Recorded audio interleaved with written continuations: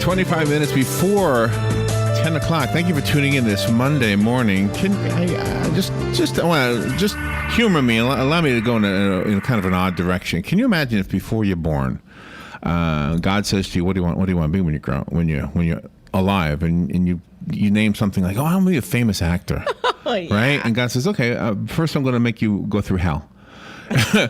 in order to get there, you have to do this first, right? Yes. A lot of us might say, "Yeah, you know what? I think I'll just be a laundryman or something." I think I'll just do something else. Not to say that laundrymen don't go through hell also, but our next guest definitely has some background that makes it look like maybe that happened as far as having to go through some bad times before he finally hit some good times. I'm presuming he's going through good times right now. Mm-hmm. You know him. He's famous. His name is IronE Singleton. He is in films and in television shows. He's best known, according to this, as the compassionate tough guy named T-Dog in the show The Walking Dead. That's an American movie channel show. Is that right? Do I have that right? Yeah. You think? I'm not sure. It's The Walking Dead. What did I say? Yeah, American Movie Channel, but it's won Emmys. It's one from the American Film Institute and the Writers Guild of America Awards. But it's on AMC, right? Golden Globe. I'm not sure what channel it's on. Anyway, he's an Emmy, American Film Institute, and Writers Guild of America award-winning actor plus Golden Globe nominated TV actor. He portrayed the menacing Kingpin Alton in the movie The Blind Side. Yep. And all of that just to tell you the title of his book, which not in addition to the famous stuff is the stuff I just talked about, Walking Through Hell. Blindsided by the Walking Dead, from surviving the streets to slaying the geeks, an inspirational autobiography of overcoming the violence, drugs, and crime of the hood. And you don't have a right to call it the hood unless you lived in the hood. So for me, it was the neighborhood, like Mr. Rogers' neighborhood. But for Iron Singleton, he can call it the hood. Yes. I didn't grow up in the hood. Good morning, Iron. How you doing? I'm even better now. I'm laughing so hard. That's funny. That is funny. No, if you call it, you have to earn the right to call it the hood. You have to. Yeah, I guess you have to have a few experiences, but we as human beings, we do have a few experiences under our belt, so nobody is immune to the trials and tribulations of life. So I think you qualify too. See that? You're in the club. We'll talk. We'll talk one day. You point out where mine even compare to yours. I don't think I've come close. But anyway, where are you? Where are you calling from? I'm calling from home. Atlanta, Georgia. Oh, Atlanta. Oh, you're in Atlanta. Nice. Atlanta, GA. Well, are you going to go to the big peach drop on Wednesday night? I tend to stay home with my kids. My wife and I, we stay home. We say a prayer for about 5 minutes to bring in the new year. We've done that ever since our first child, and that was 17 years ago. Oh, that's a sweet thing to know about you, isn't it? That's a great thing to know. Very nice. Yeah. We like you already. And I love you. Thank you. So you decided to write the book. Was it because everybody thought you were born with a golden spoon or whatever they call it? Oh, no. I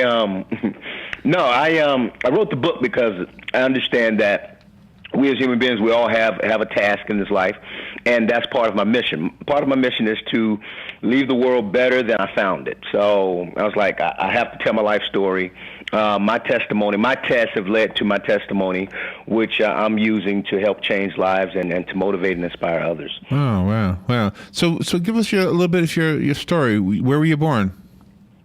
I was born in the inner city of Atlanta. I live on the outskirts of Atlanta right now, but I was born in the inner city of Atlanta, Georgia, in a housing project called Perry Homes, which at the time was probably one of the worst in the, if not the country, definitely in the city. And I grew up destitute. What that whole life entails, I lived it. I ran the streets. I carried a pistol. I sold drugs. I fought, and just that whole thing. I became a product of my environment. Oh wow! And I grew up in I grew up in a household with literally pimps and hustlers and gangsters and the whole nine. So I basically emulated what I saw. Pimps but no prostitutes. See, that'd be so disappointing to me. If I knew pimps but no prostitutes, I would say, hey, where's the other half of this? You know what? It depends. It depends on your definition. Your definition of one. Some might classify that, but Well, I'm just having fun with you. I hope you realize that. What is really amazing about you and your story is that you are a great dad, a wonderful parent, but you didn't have a not so there dad and an abusive mother. Oh, well, I thank you for that. I appreciate it. And I saw my dad 2 times in my life. So basically, I said that I don't want my children to have the experience that I had of not being able to claim a father, going to school, but I mean, it was routine in my neighborhood for the most part. So a lot of kids didn't have their father around, but I definitely didn't want my kids to go through the same thing. Did you have a father figure? Was there somebody older than you who was, really good to you that made a big? Who was that? Oh yes, my uncle. My uncle, my mother's brother. And, he lived that life. Like I said, he did everything under the sun. If you were to hear his story, then you'd be blown away. Your head would just spin around. And so every chance he got, he imparted some wisdom to us. He was the perfect guy for that job. Like, in an ideal world, he's not the key or ideal father in mainstream society, but for that world, because it seems like a world ago, it seems like a lifetime ago, that whole experience, he was the right guy for the guy because he helped me to survive those situations that I was in. Am I saying your name correctly? Is it Iron or IronE? How do you say your name? You can say IronE or IronE, like ironic. Oh, okay. Yes. So the E is not a middle initial. The E is attached to the iron. The E is attached to the iron with no hyphen or anything like that. Capital E, that is, and that throws a lot of people. They think IronE or IronE or something like that. But there's a meaning to it. It means an eagle in flight with an unbroken spirit. Meaning, and also we understand the term irony to mean that which is not expected. So I've overcome some things in my life that a lot of people didn't expect me to, and statistics also said that I would be dead by between the ages of 18 and 21, and that didn't happen. So that's ironic as well. But you do have an irony in your world, because in the neighborhood you grew up in, you sort of reprised that role in The Blind Side. Yeah, and that's the great irony of it all, because I would ask myself questions when I was going through that life, and when I was coming up, I was like, why am I dealing with all this stuff? I can't take this as a kid. I realized that what I was experiencing was not something that a child should experience. And God talked to me, and I had a conversation with God. God said, everything happens for a reason. So just be patient, continue to listen and obey me, that is, and everything else will work itself out. And so years later, I found myself in a set of The Blind Side opposite Sandra Bullock. And it all came back to me. It came full circle, said, okay, now I understand why I went through that, because it was to prepare me to play the role that I played in The Blind Side, which opened the door for everything else in my career. So, yes. See that? And as I was reading your bio, that's why I came up with the premise of before you're born, you're asking God, what do you want to, God's asking you, what do you want to be? Mm-hmm. How could you play the roles you play accurately or as convincingly if you hadn't lived it? If somebody hired me to play those roles, first of all, I'm no good at acting, but I wouldn't have anything to draw on. I'm telling you, I grew up in Mr. Rogers' neighborhood. I didn't grow up in the projects. Well, check this though. Well, that's a great thing, because guess what? Once somebody does the movie about Mr. Rogers' life, then you'd be the perfect guy for it. There you go. So it just doesn't seem so sexy, though. I mean, let's be real. It just doesn't seem as sexy. So did you have aspirations to be a football player? I did. I had aspirations to be a football player, which was going to fund my acting career. But apparently, God had other plans in mind. And also, too, because you talked about having a conversation with God before we're even here. And that harkens back to my beliefs about, what happens before we come here. It reminds me of Dr. Wayne Dyer's book, Inspiration. And it talks about us having a mutual agreement with God. Before we come back, we choose to go through or to endure the things that we endure in this life because, it makes us stronger. It builds character. And I think that is exactly what I did, although some would say, why on earth would you do that? Well, again, like I said, it prepared me for what was to come, and that was the role in The Blind Side, and also so that, other people can hear the story and say, wow, if he did it, then I can do it also. So somebody special in your life is the reason why a kid from the hood knows the name Wayne Dyer. I'm guessing Wayne Dyer's books don't show up in a lot of bookshelves in the projects. When I was coming up, there weren't many bookshelves there. Period. Now we got a library later on, maybe towards my teenage years, but I was too busy running the streets to kind of go into the books into the library. Your story is so motivating, and for me it's interesting. But there's some young people out there that are probably just. They want to hear this as much as they can because they want this for them. Mm-hmm. They want this for themselves. They're living where you used to live, or how you used to live. Maybe it's a better way to say it. I love the fact that you're in Atlanta too. I mean, so many actors we speak to. Do you do the? I mean, they're all in L.A. or New York.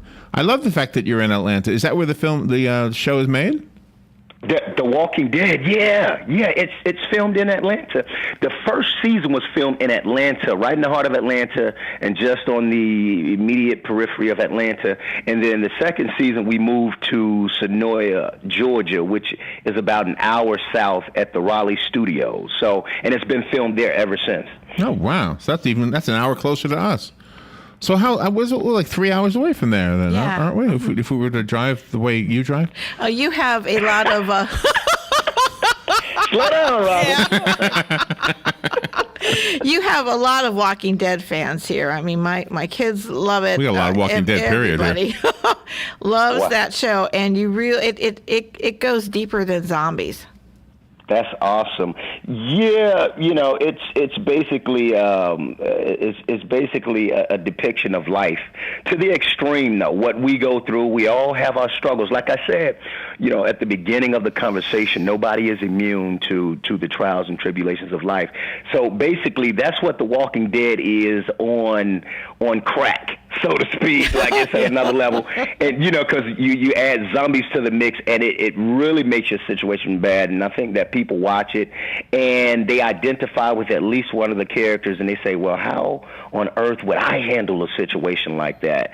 And I think that's the part about the show that really pulls people in, the fact that it is the microcosm of what we experience here in this world. Oh, wow.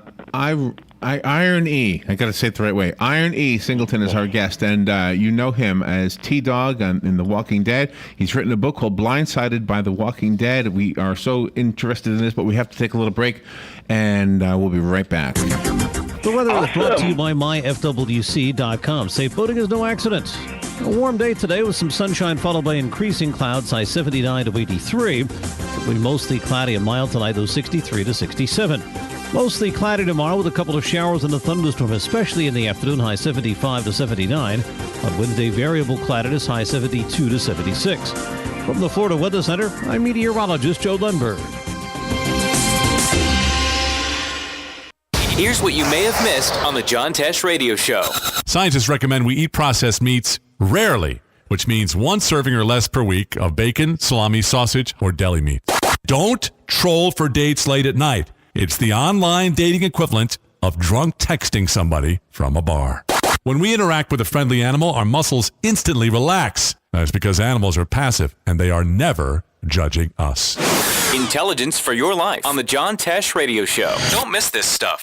Do you have areas that have started sagging or drooping? Is what you're looking at not quite the same as it was years ago? Are there enhancements you've been putting off? Is there serious damage you need fixed? Then call on us, Damage Control Services. When your roof is sagging and the drywall is drooping after a storm, or your home just needs some enhancements, from damage repairs to new construction, Damage Control Services is here to help. Hi, I'm Leah Caruso with Strive Rehabilitation, inviting you to join me Thursday at 11 a.m. for Health Matters. Ocala Health and Strive have teamed up to bring you the latest information on good health services available to you right here at home. This vital information will help you make informed decisions about your health. So don't forget to join me here at 11 a.m. Thursday. It's news you can use from Ocala Health, Strive, and your friends here at WOCA. Your home is safe, or is it? AA Lock, Dock, and Security. The name has been a staple in Ocala since 1985. Do you have the right equipment in place to have peace of mind when you are at home or away? AA Lock, Dock, and Security has the right people to install and monitor your home or business. Call today for a free on-site security analysis. Call 867-1965. AA Lock, Dock, and Security, 219 Northwest 10th Street, 867-1965. What are the most common questions those nearing retirement are asking? Will I outlive my money? Retirement questions like these and many more will be answered every Saturday morning at 9 a.m. on Planning for a Better and Safer Retirement with hosts Francois and Julian Pozenet. Francois and Julian will help you put your retirement puzzle together. Catch Planning for a Better and Safer Retirement Saturdays at 9 a.m. on Ocala's News Talk, The Source 96.3 FM and 1370 AM. All right, 10 minutes before 10 o'clock. We're having a lot of fun with our guest, IronE. Singleton is on the phone. He's up in Atlanta, which is where he works as an actor, which I think is absolutely fantastic. And he's best known to audiences as the menacing kingpin Alton in the Academy Oscar Award-nominated film The Blind Side. And it sounds like more people actually know him from the Walking Dead role. What is his name? T-Dog? T-Dog. T-Dog. IronE, good morning again. Did you say you thought you were on Howard and Robin show? Howard Stern and Robin show? Oh, you were listening to that. Ha ha. I did. I heard that. wasn't on their show. I've listened to the show, and Robin reminds me of Robin from the Howard Stern show, especially with the laugh. The laugh is so awesome, and it's so distinct. I was like, wow, that's Robin. It is Robin, yeah. So tell me about the part in between. Okay, you hadn't become famous yet, but you had made up your mind you wanted to be an actor. Where did that take you? Did you do the normal thing, go to LA and all that? I did, but not before I went to the University of Georgia, where I studied theater and also picked up speech communications as a second major because I had one more year of football, and I didn't want to just spend another year at Georgia taking PE classes. So yeah, right. let me let it count. And I mean, towards my career, that is, and PE is, of course, that's something that's major too if you're physical education, especially today. That's a good thing for our youth, definitely. But for me as a theater major, I wanted to choose something that coincided with the career path that I was planning on taking, and that was speech communications because it gave me an opportunity to get up and speak before crowds and everything. So it was perfect. And then after I graduated, I did a stint in Atlanta where I participated in community theater. I did a whole bunch of low-budget indie projects as well and got paid little of nothing, if anything at all. And then so I finally headed out. In 2001, I headed to L.A., which is when I came up with the name IronE.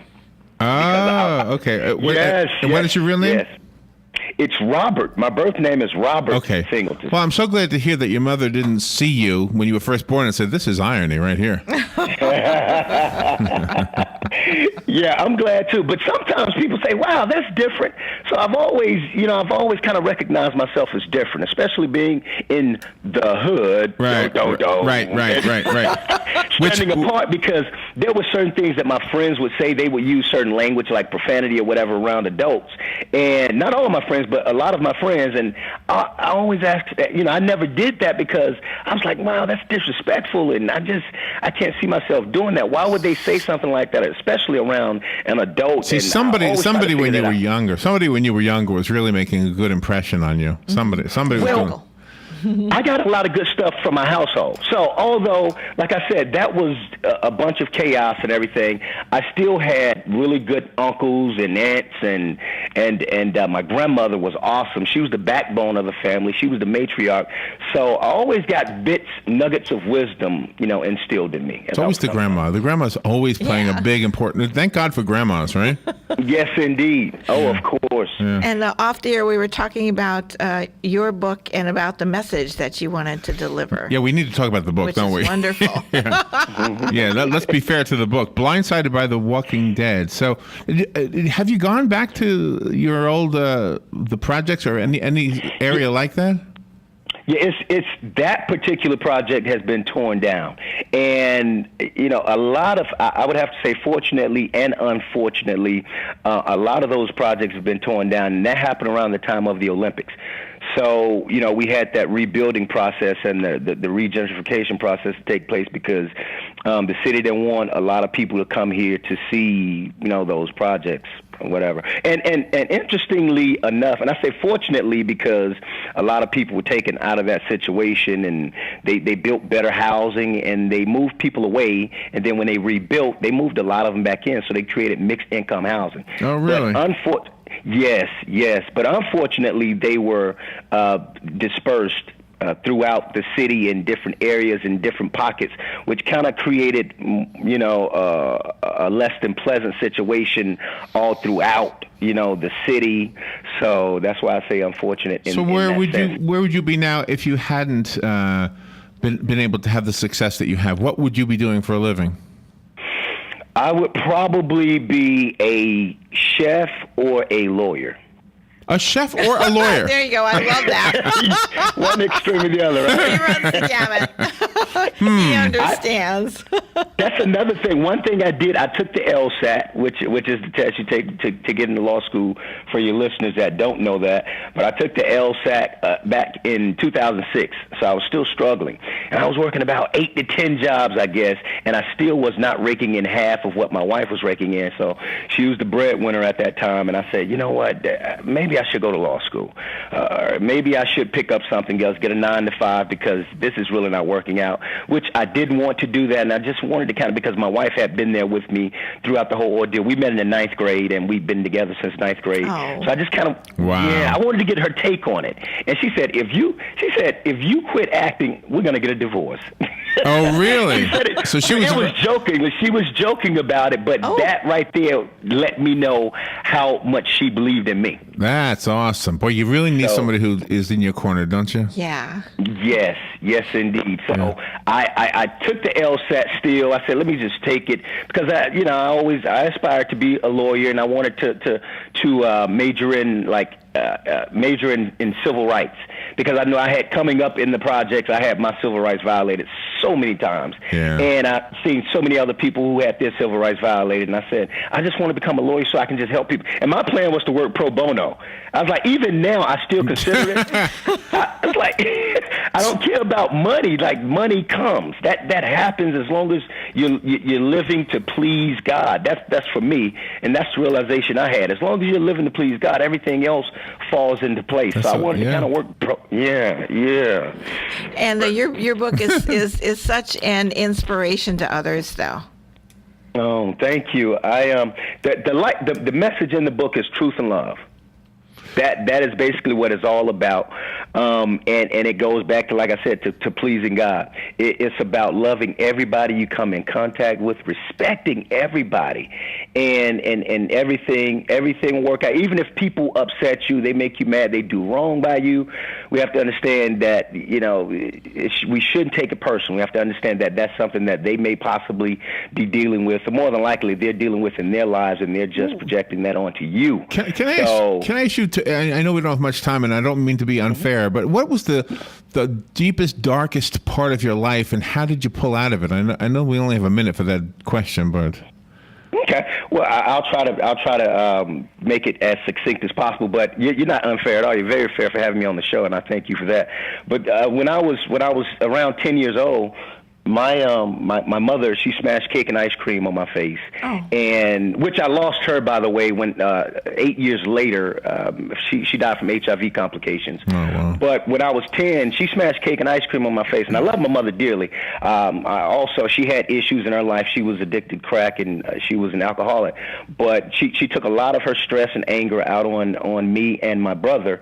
And this particular time, she had just smashed cake and ice cream on my face, and I went in the bathroom, and I was like, I just can't deal with it anymore. At that young age, I had already gone through enough to make me realize that, wow, this is just not the life that anybody should live. Yeah. And at that time, that's when God spoke to me. So that was a dark moment. Now jump ahead 8 years when she died. That was the most traumatic moment of my life, and that's when I had an epiphany. And God, and I didn't want to be here anymore. I didn't want to live anymore. And I was on my knees and I was praying. And I said, God, I have no use in being here. Why am I even here? I don't understand. I didn't remember the conversation I had with God before I came here. So that's what was going on, because I had gotten away from it. I was 10 at that time. So around that age. So a car came around the corner, and its headlights shone through my window and reflected off my wall, because I asked God to show me the light. This is what I said in my head. That's what happened. And it illuminated my entire room. And it was an out-of-body experience that I'll never forget. And it told me that my existence here on earth counts. I'm here for a reason. I'm an individual for a reason, because I have something as an individual to contribute to society. And it told me that about humanity. Everybody here is different on earth. Therefore, we all have something different to contribute to this life, to this world. So from that moment on, I said that. And then part of my mission also is to make sure that my mother's life wasn't lived in vain. And I do that by making the most of my life and my situation, because they would say, oh, wow, his mom was such and such and such. So, man, you know, if you were in Howard Stern, he wouldn't tell you you're a beautiful man. I'm going to tell you. I don't think maybe he would. I don't know. But you are a beautiful man. Yeah. Oh, thank you, brother. I appreciate that. You too. That's what we all are here for, though. We all are here to realize our fullest potential. And that's all I want to do. I just want to do my part, Larry. That's it. You could have been a pastor. Do my part. You could have been a pastor, maybe. He is, in his own way. IronE, thank you so much for taking some time out of your day to be on our show. The book is called Blindsided by the Walking Dead. IronE Singleton. E is not the middle initial, which is what we thought. So it's IronE as in one word, but the last letter is capitalized. Which you could spell it backward to be IronE or something. NRI, right? NRI, yes. That's too close to Enron. I don't know. Well, thank you.